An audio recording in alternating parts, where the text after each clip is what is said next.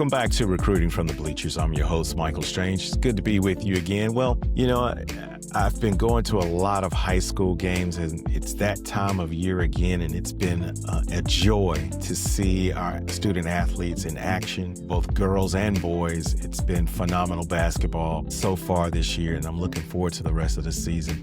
But, I had an opportunity to overhear some conversations, and, I just wanted to take a moment to talk to coaches.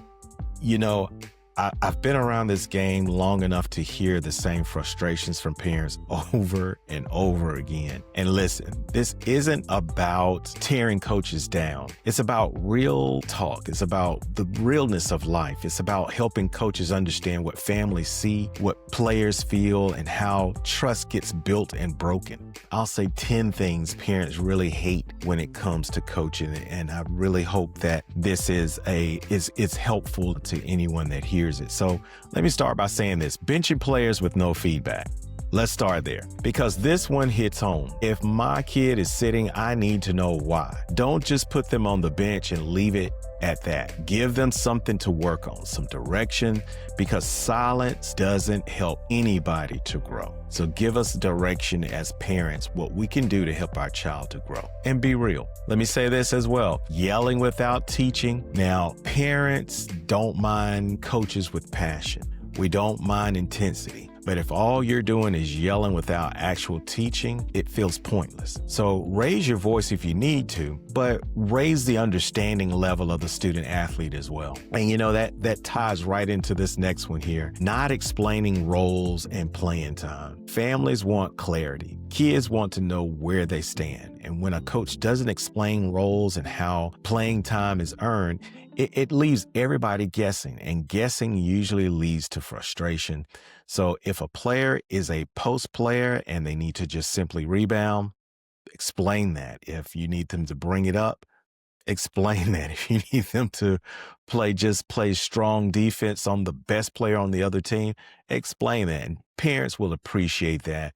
The players will too. The parents understand, and the players will understand it as well. Sometimes it's a tough pill to swallow, but I think if you stay consistent as a coach, parents usually pick up on it, and they can convince their child, the best thing for them to do is to follow the coach's instruction. The other thing I want to say is just simply saying earn it without showing the process is pointless. We've all heard it. You've got to earn your time. But if you don't show the steps, the path, the process, then earn it becomes a moving target. And parents hate that because it feels unfair. And that filters down to the player as well.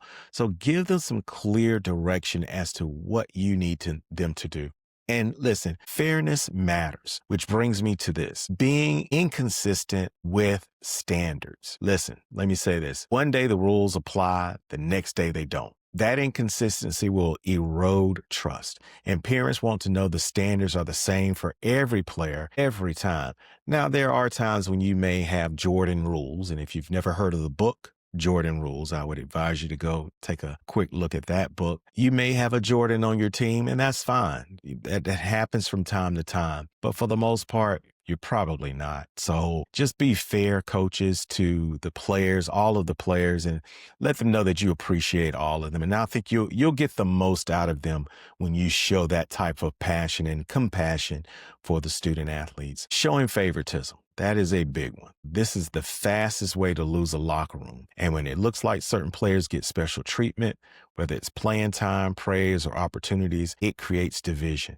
And I know there are some coaches with student athletes on the same team, and it's a difficult balance. And you have to stay aware that you've got to be balanced with your child. Any leaning left or right, and you could lose a couple of players. So you have to be careful with that. And if you want to talk about frustration, here's another one for you: poor communication or last minute changes. Listen, schedules matter, and families plan around practices. They plan around games and events. When communication is poor or changes come at the last minute, it creates simple chaos, and parents hate feeling like they're always scrambling. They get off work, they try to get the child, and they bring the child to the event. It can be very frustrating if things change and there's poor communication.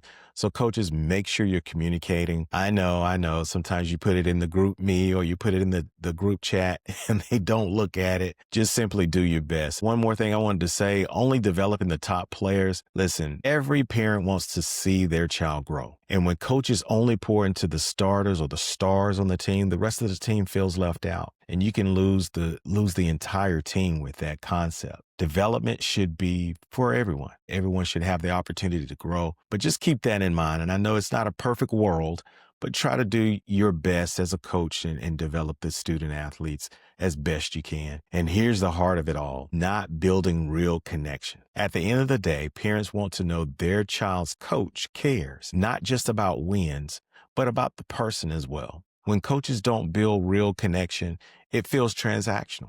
And the parents hate that. So make sure you do the best that you can to develop the student athlete. The last thing I want to mention is this. Forgetting the bigger picture. Coaching isn't just about X's and O's. It's about shaping young people. And when coaches forget the bigger picture, parents feel like the whole experience is missing a heartbeat or missing some compassion. And listen, we all want to win. And when you win, everything feels better. The sun shines brighter and the tea tastes sweeter. But we have to make sure that we are showing compassion as coaches to all of our student athletes. Many coaches do a great job, and I applaud coaches for having to endure all that they do. Some of you are out there doing this for free. You're doing it just simply because you love the students. You love to see them grow. And listen, if no one else tells you, I appreciate that. And I'm sure the parents, at the end of the day, the parents and their families appreciate it as well as the student athletes. And we all can use more of that in our society today. And that's compassion for people and development and growth and patience as we all continue to grow and get better, whether it's sports or whatever you do. So here's the bottom line. Parents aren't asking for perfection. They're asking for clarity, consistency, and care. And if they can teach, communicate, and connect, then recruiting, development, and trust all fall into place.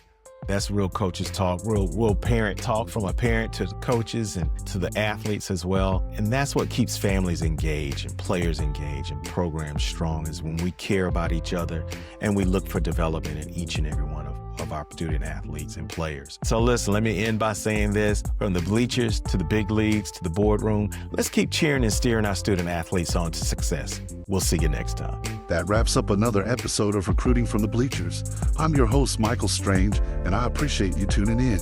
Be sure to join us next week for another insightful conversation. Stay connected with us on Instagram, Spotify, and YouTube at Recruiting from the Bleachers. Like, share, and follow to keep up with the latest updates. And don't hesitate to leave your comments and questions. We'd love to hear from you. For a deeper dive into the basketball recruiting process, check out our book, Basketball Recruiting: A Parent's Perspective, available now on Amazon.com. Parents, remember, from the bleachers to the big leagues to the boardroom, let's keep cheering and steering our student athletes towards success. We'll see you next time.